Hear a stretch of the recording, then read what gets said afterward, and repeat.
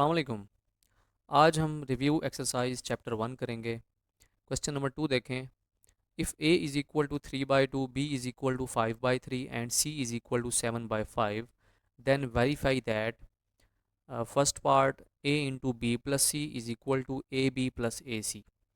तो left hand side solve करेंगे। A into B plus C, A की value put कर दें 3/2, बी की वैल्यू 5/3 प्लस सी की value 7/5 is equal to 3/2 as it is आएगा। अब दरमियान में प्लस है तो एलसीएम ले लें। 3 और 5 ये दोनों मल्टीप्लाई हो जाएंगे। अब ये जो डिनोमिनेटर में 5 है ये इस 5 से मल्टीप्लाई हो जाएगा। ठीक है, तो ये हो जाएगा 5 इंटू 5 प्लस 3 को 7 से मल्टीप्लाई कर दें। 3 इंटू 7 डिवाइडेड बाई 3 इंटू 5।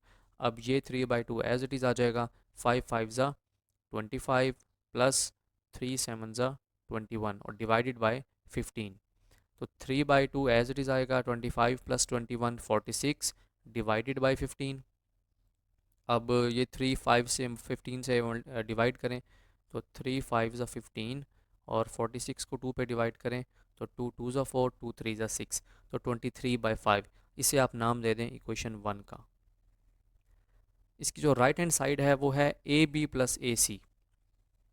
तो ए बी प्लस ए सी, ए और बी की वैल्यूज़ पुट करें और इसी तरह ए और सी की वैल्यूज़ पुट करें तो 3 से 3 कैंसिल हो जाएगा। 5/2 और ये 3 7 ज़ा 21 और 2 5 ज़ा 10। तो 2 और 10 का एलसीएम तो 10 होगा और 5/2 को आप एलसीएम से मल्टीप्लाई करें तो ये आएगा 2 5 ज़ा 10 और 5 5 ज़ा 25। तो 5 इंटू 5 प्लस 10 एलसीएम था तो 21 एज इट इज़ रहेगा। तो 5 5 ज़ा 25 और 21 डिवाइडेड बाय 10। तो 25 प्लस 21 46, 46/10। अब आप इसको 2 पे डिवाइड करें तो 2 2 ज़ा 4, 2 3 ज़ा 6 एंड 2 5 ज़ा 10। तो 23/5 इसे इक्वेशन 2 का नाम दे दें। तो left hand side is equal to right hand side. Second part देखें। A plus B into C is equal to A C plus B C. Left hand side है A plus B into C. तो A की value 3/2, B की value 5/3 और सी की value 7/5। LCM ले लें तो 2 और 3 ये दोनों मल्टीप्लाई हो जाएंगे। ये वाला 3 इस 3 से मल्टीप्लाई होगा, ये 2 इस 5 से मल्टीप्लाई होगा। तो 3 into 3 plus 2 into 5 divided by 2 into 3 और 7/5 एज इट इज़ मल्टीप्लाई होगा। तो 3 3 ज़ा 9, 2 5 ज़ा 10 और 3 2 ज़ा 6 into 7/5 is equal to 10 plus 9 19 और ये 7 मल्टीप्लाई हो जाएगा डिवाइडेड बाय 6 को 5 से मल्टीप्लाई करें तो 30। तो 19 को 7 से मल्टीप्लाई करें 133 और ये 30 एज इट इज़ आ जाएगा। राइट हैंड साइड है ए सी प्लस बी सी। तो ए की वैल्यू पुट करें, सी की वैल्यू पुट करें, यहाँ बी की वैल्यू, यहाँ सी की वैल्यू। तो 3 7 ज़ा 21 और 2 5 ज़ा 10 और यहाँ 5 से ये 5 कैंसिल हो जाएगा तो 7/3 आ जाएगा। अब इसका एलसीएम ले लें तो 10 और 3 ये दोनों मल्टीप्लाई हो जाएंगे तो 30 आ जाएगा। अब 21/10, तो 21/10 को आप मल्टीप्लाई करें 30 से तो 10 3 ज़ा 30 और 21 को 3 से मल्टीप्लाई करेंगे तो 63 आ जाएगा। इसी तरह से 7/3 को आप 30 से मल्टीप्लाई करें तो 3 10 ज़ा 30 और 7 को 10 से मल्टीप्लाई कर दें तो 70। तो 70 प्लस 63 133 और डिवाइडेड बाय 30। इसे इक्वेशन 2 नाम दे दें। तो left hand side is equal to right hand side. ये इक्वेशन 1 और 2 से हमें पता चला। क्वेश्चन 3 कहता है कि अगर ए 4/3 है, बी 5/2 है और सी 7/4 है, then verify the associative property of real numbers with respect to addition and multiplication. तो पहले हम associative property of addition solve करेंगे। तो ये है प्रॉपर्टी। इसमें आप देखें तो बी प्लस सी पे पहले ब्रैकेट है और बाद में ए प्लस बी पे ब्रैकेट है। तो यहाँ वैल्यूज़ पुट करें, ए बी और सी की वैल्यूज़ ये दी हुई हैं, ये सारी वैल्यूज़ हम यहाँ पुट कर देंगे और इधर भी ए बी और सी की वैल्यूज़ पुट कर देंगे। 4/3 प्लस ये एलसीएम ले लें, 2 और 4 का एलसीएम 4 होगा। अब 5/2 को एलसीएम से मल्टीप्लाई करें, 5/2 को एलसीएम से मल्टीप्लाई करें, 2 2 ज़ा 4, 2 5 ज़ा 10 और 4 एलसीएम है तो 7 चेंज नहीं होगा, 7 वही रहेगा। और इज़ इक्वल टू, अब यहाँ पर इस साइड पे ये है कि 3 और 2 का एलसीएम लिया 6 आ गया। तो 4/3, अच्छा अब ये जो 2 है ये 2 इस 4 से मल्टीप्लाई होगा 8 आ जाएगा, ये 3 5 से मल्टीप्लाई करें तो 15 डिवाइडेड बाई 6 प्लस 7 बाई 4। अच्छा, इस साइड पे ये हुआ कि 10 प्लस 7 किया 17 आ गया डिवाइडेड बाई 4।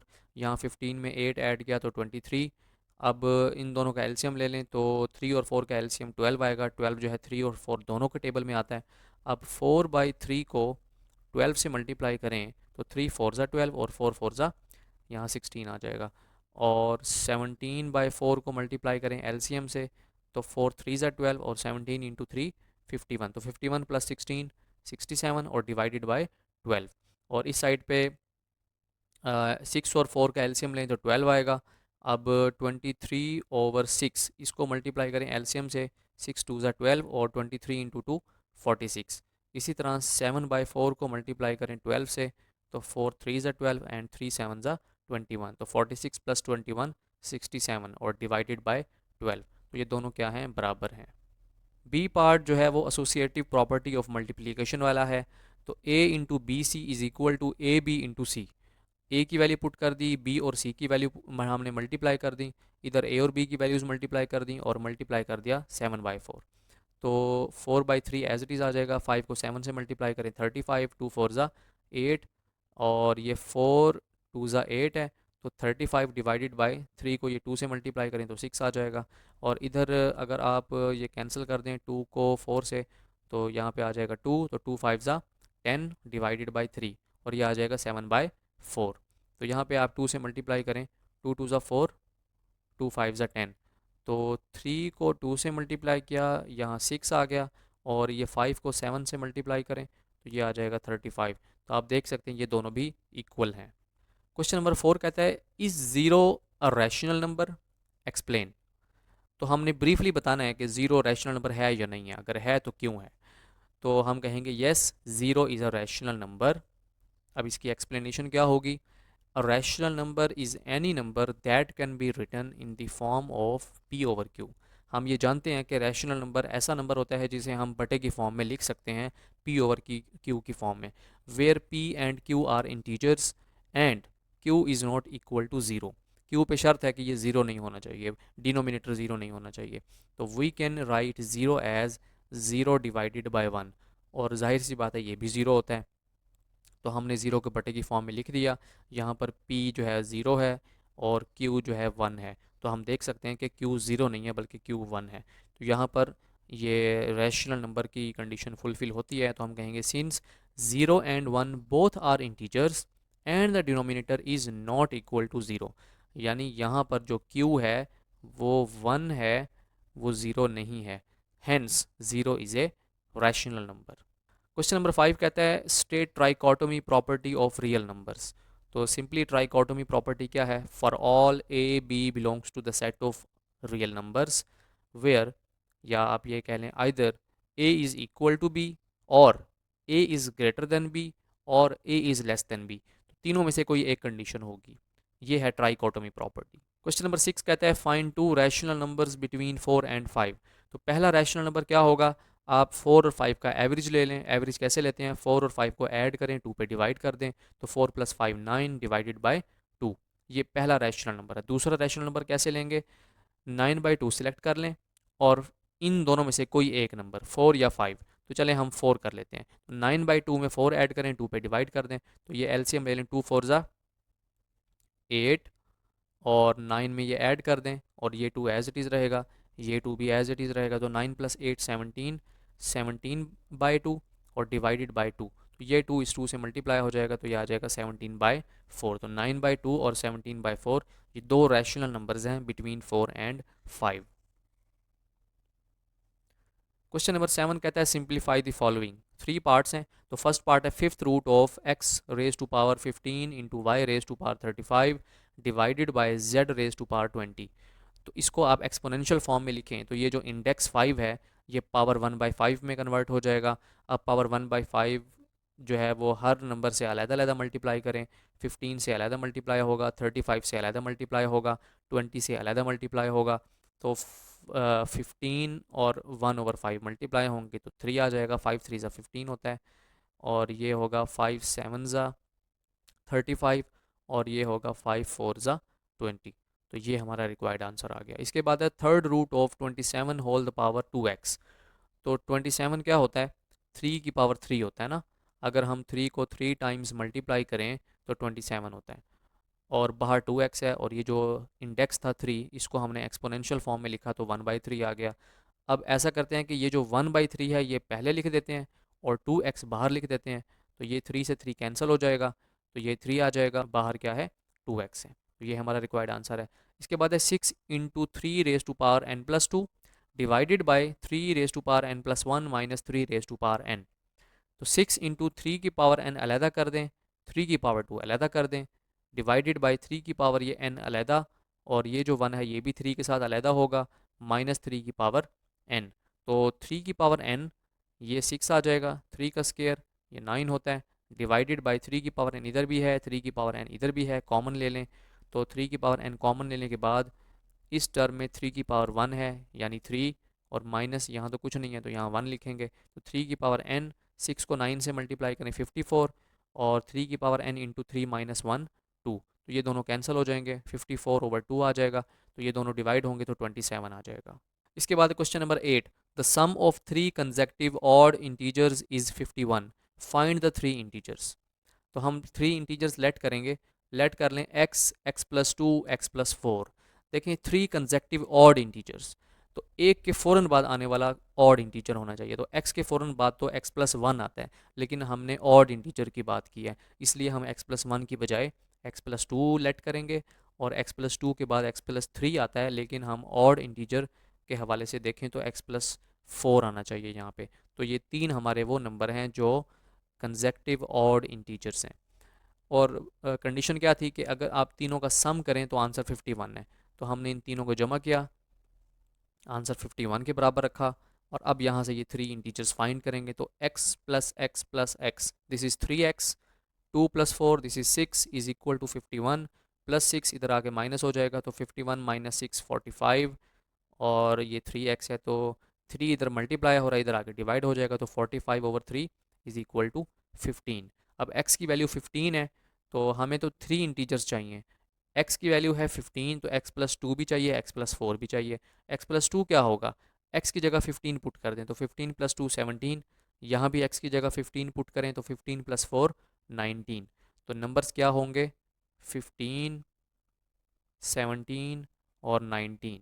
तो आप ये देख सकते हैं कि ये तीनों ऑड भी हैं और कंसेक्टिव इंटीजर्स हैं, यानी 15 के फ़ौरन बाद 17 आता है और 17 के फ़ौरन बाद 19 आता है। इसके बाद क्वेश्चन नंबर 9 है, Abdullah picked up 96 balls and placed them into 2 buckets. Abdullah ने 96 बॉल्स पिक की और उसको वापस उन 2 बकेट्स में, 2 बाल्टियों में वापस डाल दिया। One bucket has 28 more balls than the other bucket. एक बकेट में, एक बाल्टी में 28 बॉल्स ज़्यादा हैं बनिस्बत दूसरी बकेट के। How many balls were in each bucket. अब हमने ये बताना है कि हर बकेट में कितनी बॉल्स थी टोटल। तो लेट कर लेते हैं the number of balls in the first bucket be x. हम फ़र्ज़ कर लेते हैं कि पहली बाल्टी में, फर्स्ट बकेट में जो बॉल्स की तादाद है वो एक्स है, तो ज़ाहिर है ये एक्स हम फाइंड करेंगे तो हमें पता चल जाएगा। अब उसने यहाँ कहा था कि जो एक बकेट है इनमें से उसमें 28 बॉल्स ज़्यादा हैं, 28 मोर बॉल्स। तो ज़ाहिर है कि अगर एक बाल्टी में एक्स बॉल्स हैं तो सेकंड बकेट में इसमें से 28 ज़्यादा होंगी, तो एक्स में 28 ऐड कर देते हैं, ये देखें। तो and in the second bucket be x+28, तो number of balls first bucket में x हैं और सेकंड बकेट में x+28 हैं। तो उसने क्या कहा था कि टोटल बॉल्स कितनी हैं दोनों बकेट्स में, 96 हैं। तो भाई एक में x हैं, दूसरे में x+28 हैं, तो दोनों को ही जमा कर दें तो 96 के बराबर आएगा। तो x plus x two x is equal plus 28 is equal to 96। 28 plus का इधर आगे माइनस होगा, तो 96 माइनस 28 68, और ये 2 इधर आके डिवाइड होगा 68 से, तो 34 आंसर आ जाएगा। तो इसका मतलब है फर्स्ट बकेट में 34 बॉल्स हैं और सेकंड बकेट में